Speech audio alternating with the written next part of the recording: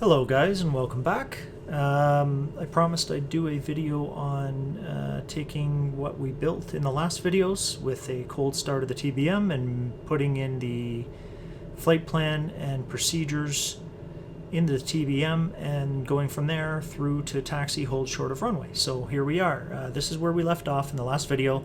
I was going to do it later, but I said I'm already started up and I already have the flight plan in, so we might as well go ahead and just continue out.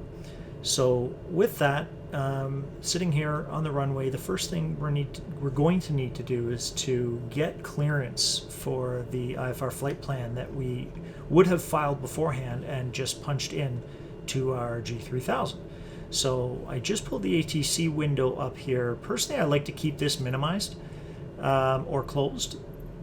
So I'll show you a few tricks with that and why I do that, because it kind of ruins the immersion for me. So what I like to do is listen to the air traffic controller, and you get used to that pretty quickly, hearing the frequencies brought at you, 21213 or 121.3, whatever they might say. Sometimes they even drop the 1. Usually ATC doesn't do that, it's the pilots that do that. The pilots might just say 213. It's never a 2 to start with, so that's assumed, so that just means frequency 121.3, decimal 3 over in Europe, I learned recently. Excuse me. But so anyways, with that, the first thing we want to do is go ahead and tune clearance on 121.3. So in the TBM, our Navcom stuff is under this button, and if you don't know how the Navcom system works, I don't want to get too deep into this, but essentially here's COM1, this is the frequency we're on, this is the standby frequency. If you click this button here, they swap. Okay, they're both the same right now, so you don't see any change. But just so you know, the green one is active, and the standby one is one you can tune in for. You know, if you know you're tuning. For instance, ATC will tell you to contact Montreal Tower on, I don't know, 123.5.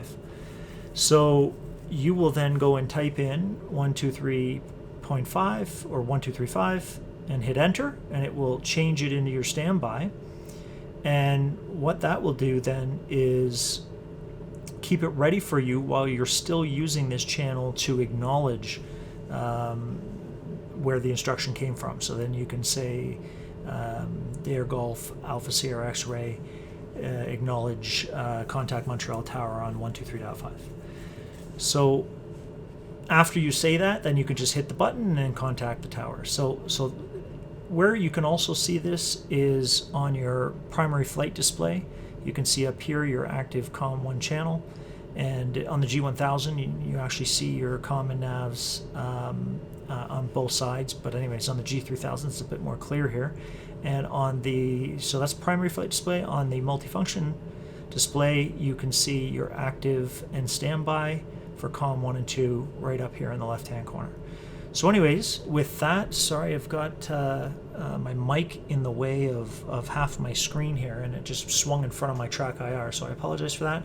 But anyways, what we can see from this information here, if you have Navigraph and the charts like I have and the airport information, you don't need to pull this up ever. You can keep this closed. But one sort of shortcut that you should know about is these numbers in reference here are the numbers on the keyboard. So 1, 2, 3, 4, 5, 6, if you touch them rather than click them here, you can leave your mouse in the top hand corner and you can just touch them on your keyboard and it will be the equivalent of pressing it. Now why that's nice is because when you're flying, I'd say 95% of the time you need to use the ATC panel, you're always pressing 1. So what that allows you to do is to hear the instruction, especially if it's to change frequency. You don't need to press 1 to change frequency. You can more realistically type it in, press enter, or just press swap to swap it.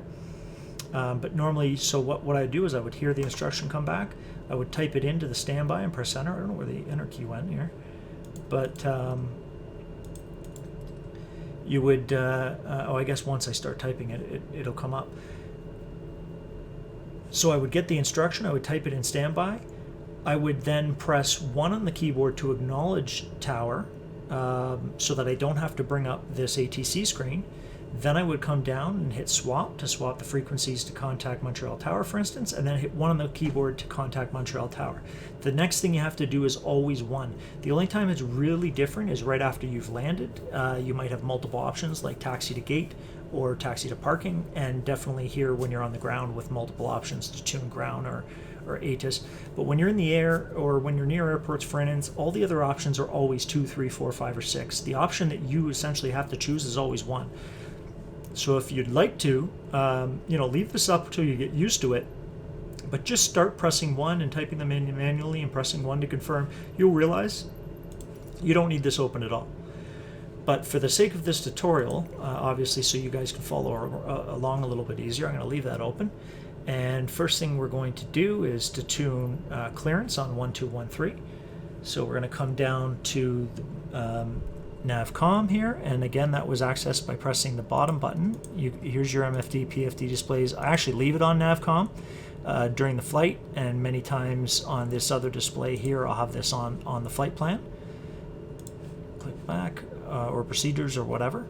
So anyways, geez, I gotta move my mic again. I forgot clearance is on 1213. So we're gonna go over 1213 and hit enter. And we didn't actually have to press enter. If you want to immediately swap to that frequency, you can just click swap. But what I wanted to show you was, I'm about to click swap. Pay attention to the ATC panel in the top left corner, because when I click swap, the option to tune clearance is going to disappear. So that's kind of neat. So you don't need to click tune clearance if you feel like tuning your radios. Personally, I don't like this box at all. So if I hear the clearance, or if I hear the instruction come in, I'll tune it on the radio panel here. And when I click swap, see, now we can see the option. Now, again, I wouldn't have known that was option 5. So when you're doing this part of it, you probably want this open. So request IFR clearance for instrument FP, and instead of clicking this here, I'm going to move my mouse off the screen, and I'm going to press 5 on my keyboard so that you can see that those numbers. Clearance delivery data Alpha Sierra X-ray Golf Sierra Alpha IFR to Ottawa, ready to copy. Data Alpha Sierra X-ray Golf Sierra Alpha is cleared to Ottawa Airport as filed. Takeoff runway 23 climb and maintain 7,000 feet. Departure frequency is 127.57 squawk 1201. So again, I'm going to read that back, but I'm just going to press 1 on my keyboard. Data Alpha Sierra X-ray Golf Sierra Alpha cleared to Ottawa Airport as filed. Takeoff runway 23 climb and maintain 7,000 feet. Departure on 127.57 squawk 1201. Data Golf Sierra Alpha, read that correct. Contact ground on 119.1. All right, so 119.1. I notice they always say decimal. It's kind of weird. You hear it, so you read it back, but no one really says that. So anyways, so let's see. They tune Toronto ground, so 1191. We can just hit swap. So here's Toronto ground. And we're going to first go to ground services. Actually, as this is part of taxi, sorry, let's go ahead and set up our aircraft for a couple things. Number one, our altimeter on our departure here, we're going to climb, maintain 7,000 feet. So one of the first things we want to do is throw that in our altimeter. Altimeter keeps zooming in sometimes because my head moves, so that we don't need to think about these things when we're departing. Okay, so that's in there, so that our autopilot, we could also turn vertical speed mode on and set up at what rate we want to climb out. 1,200 feet per minute is quite fine. And another thing we might want to do is turn our heading bug, and we can turn the heading bug. We're on, sorry, runway 23, so we 230. Oh.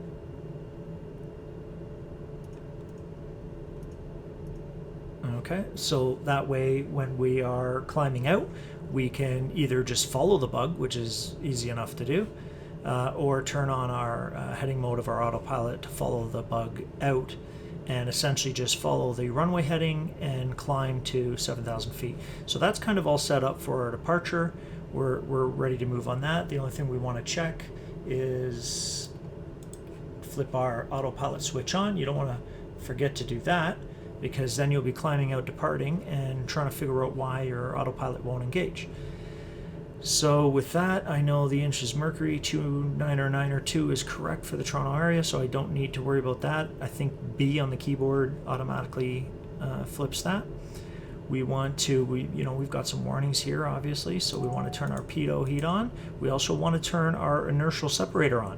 So anytime you're taxiing, this should be on. Now, quick explanation of that. Essentially what that is a set of, in your intake, in the scoop in the front of the aircraft is where all the air comes in, and it's nice and clean and right straight through into the engine.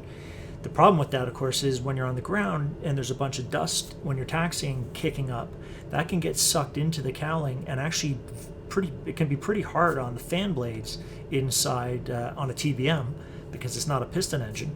They're moving very quickly, and it can damage. And so essentially your inertial separator is designed, there's these two flaps, one that moves up near the rear and one that moves down near the front. And essentially what these flaps do is redirect the air in such a way that if a solid object is moving through your intake, it will move straight across and out the exhaust, whereas the air kind of can flow now up and around almost like an S-shape chamber into the engine.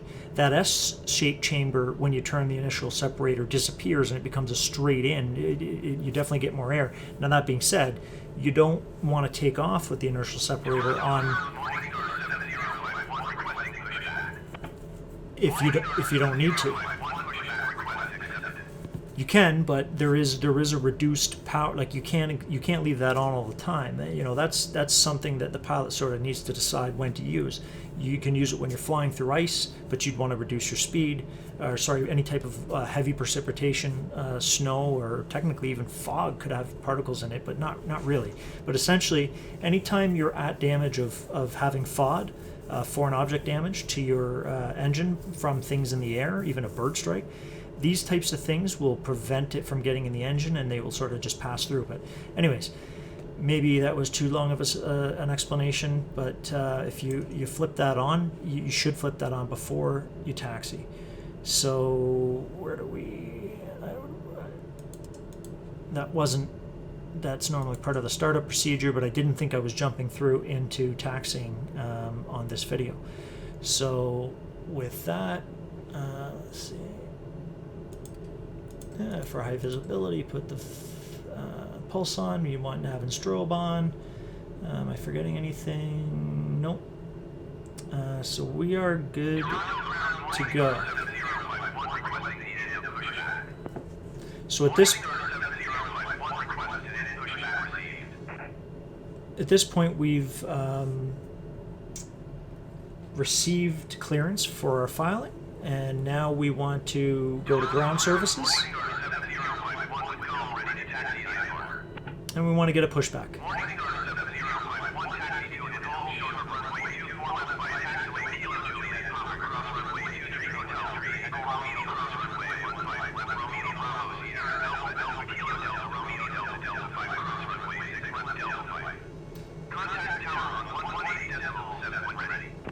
Great. Now there's going to be a readback on that. Now he's basically driving to his destination. But anyways, we're going to contact ground services here.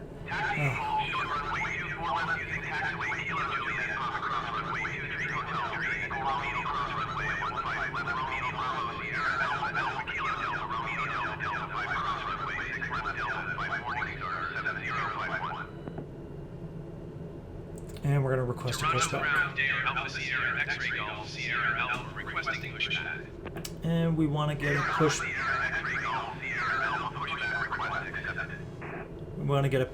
to the right. I should have just requested that from the beginning. Oh no, you can't hear. So I'm going to right away hit pushback to steer right.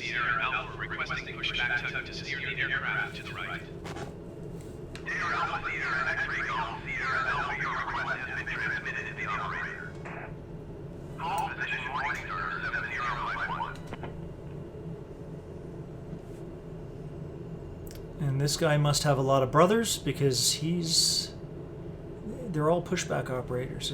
All across Canada I see guys looking just like him.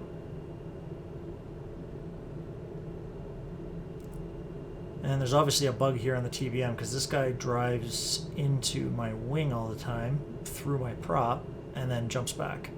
So he's a bit of a Jedi. Anyways, I'll just throw this in the video. I know it can be a heated topic on the forums, but I think this is pretty darn good for a day one release. But either way, I think it adds to the community, and I hope you guys are enjoying it.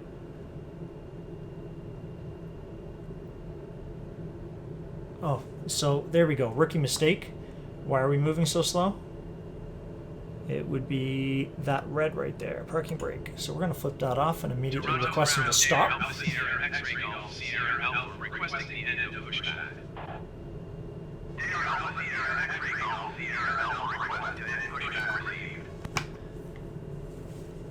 So be aware there's quite a delay when you have to contact tower for a pushback and he actually stops. So make sure you take that into account when you're waiting. If you want to stop, make sure you request it. You'll get a feel for it pretty soon. So there we go. So now I'm going to hit 3 to go back to clearance. And the only warning left, let's just clear that, is the inertial separator's on, but we know that. It should be on.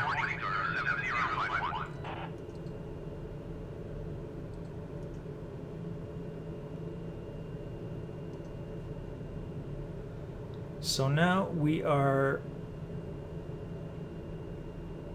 good to taxi.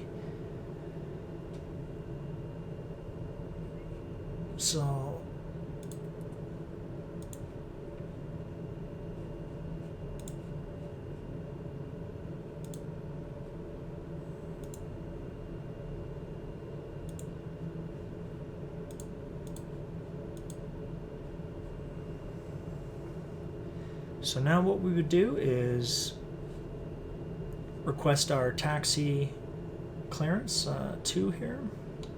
Toronto ground, Dare Alpha Sierra X-ray Golf, Sierra Alpha with Golf ready to taxi IFR. Dare Alpha Sierra X-ray Golf, Sierra Alpha taxi to and all short runway 23 using taxiway Kilo Juliet, cross runway 151 Juliet. Contact tower on 118.35 when ready. So this, I'm just going to acknowledge this here. Taxi hold short runway 23 using taxiway Kilo Juliet, cross runway 15 left Juliet, Dare Golf, Sierra Alpha. So I have another monitor with my charts up, so I'm just going to bring it on screen here so that you can see what I see on my other screen. Sorry, I had it kind of from the last tutorial. So on my other screen, it's something like that.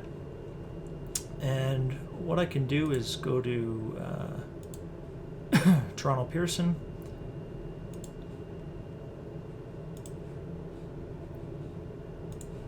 And you can see that we have our airport map up here.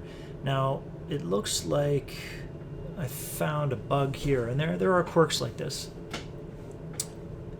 They've asked me to taxi to runway 23, but our flight plan is having us depart from runway 05.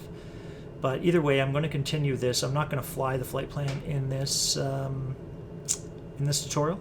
So we're just going to taxi along their instructions. But I just wanted to show you, their instructions are not always indicative. Sometimes they are, sometimes they're not. Let's see if they match. So yeah, of course, the one thing I'm always griping about on the forums is their charts not matching. And the one time I do an example here, it matches perfectly. So it looks like Pearson Airport, not so bad. So this is saying taxi, hold short, runway 23. So they want us to, wherever the hold short sign is, oh, here it is. So usually it's hold short way back here when it's an ILS runway, because you could interfere with the ILS system if you hold short right up against the runway, which a non-ILS system might have you hold short much closer. But anyways, so hold short's here. But of course it's saying using taxiway K. Yeah, here's Kilo, Juliet, and then cross runway 15 left right here, Juliet, and then hold short. So of course this worked perfectly. Now, I flew into, I think it was Calgary International. I actually have a video of it, and it was a nightmare. I got lost, and there wasn't one single taxiway that matched. So I don't know, I guess it's very hit and miss. I'm hoping they come up with a system that allows the community to help fix these types of errors, because I'll tell you, I definitely wouldn't mind, and I know most of the community wouldn't mind going to their local airports, not physically, but in the maps here, pulling up the Jepson maps and changing Microsoft to match the proper plates. So anyways, I'm really hoping they come up with a system that allows the community to correct information like this, because I think the community is excellent at doing those types of things. So with that, we're ready to taxi. Parking brakes off. Obviously, I ran into that when we did the pushback. So I'm going to throttle, give it a little bit of throttle up here. And one thing you should do in each of the aircraft that you fly frequently is pay attention to where the center line of, pick a plane that you fly a lot and load it out on a runway, because it automatically centers it on the runway for you. And take a look at where the center line of the runway hits. Usually it's somewhere along here, or the left side of the primary flight display. In this, it's this backup horizontal indicator that is my center line. So I know that from having flown the TBM, but every aircraft's going to be wildly different. And while we're taxiing here, you can also see up in my chart with my live, what do they call that, moving map indicator. So that's actually pretty nice. If you're trying to follow the taxiways, you can clearly see this is Kilo and the next Juliet. So if you have that on another screen, or many times what I'll do is just print those off and keep them beside me, the taxiway charts and the departure and arrival charts. But anyways, so here we go.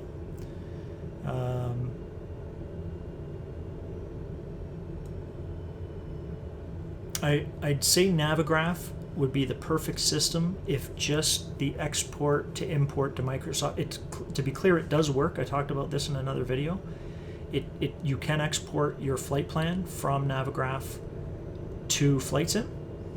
What happens though is, and it is perfect, it imports perfectly, but the second you make any type of change in the flight planner in Microsoft FlightSim, the whole thing disappears. So you have one of two choices. You can build it in Navigraph and export it into FlightSim and fly it as is, or you can plan it in Navigraph so that you have all your charts at hand and everything's ready, and then recreate it in Microsoft Flight Simulator, sort of like I did in the prior video, recreating it in the plane.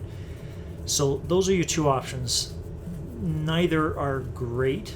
The problem with the first option is if you want to do a cold start, you can't plan that in Navigraph. Navigraph is just planning your approach, or sorry, your depart and destination airports. So as soon as you pick a parking spot on the ramp somewhere, your whole plan disappears. So if you do want to plan it in Navigraph and fly it in FlightSim with an export from Navigraph to an import to FlightSim, you have to fly it runway to runway. So, I like taxiing personally, even though maybe that's why I'm griping about it so much, because I do so much of it. But anyways, those are your two options at the moment. I've actually contacted Navigraph's developers to let them know, could you please support the import of Microsoft Flight Sim plans, so that at very least I can plan the flight in Microsoft Flight Simulator, export it into Navigraph, and have the exact same plan ready to go on both screens. But anyways, even with that quirk, I honestly still think Navigraph is great if you're constantly doing this type of flying. It's good enough just for the follow me function there, and the charts are key. All right, so here's our hold short, and now we can tune tower on 11835. So let's click here, 11835, and we can just switch to it.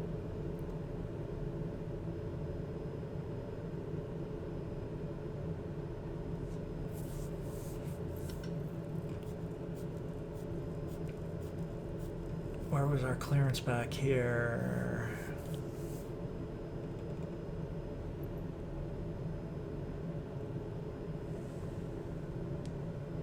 Does it not recognize the... It may not actually recognize this old short.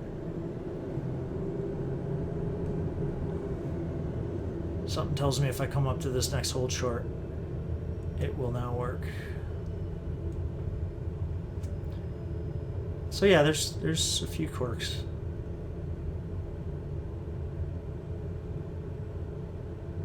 But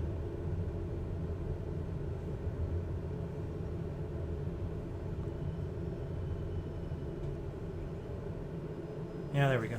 Okay, so we're good to go. The last thing to do here is request takeoff clearance from tower, which if we press 3. Tower Dare Alpha Sierra X-Ray Golf Sierra Alpha at runway 23 ready for takeoff IFR to Ottawa. Dare Alpha Sierra X-Ray Golf Sierra Alpha cleared for takeoff runway 23. And we can acknowledge that. Cleared for takeoff runway 23 Dare Alpha Sierra X-Ray Golf Sierra Alpha. And we're good to go. And that concludes the tutorial on after inputting the flight plan procedure and taxiing and getting onto the runway. Hope you guys enjoyed, and again, if you want to see anything different or if you have requests or anything else, please let me know. Thank you for watching. Fly safe.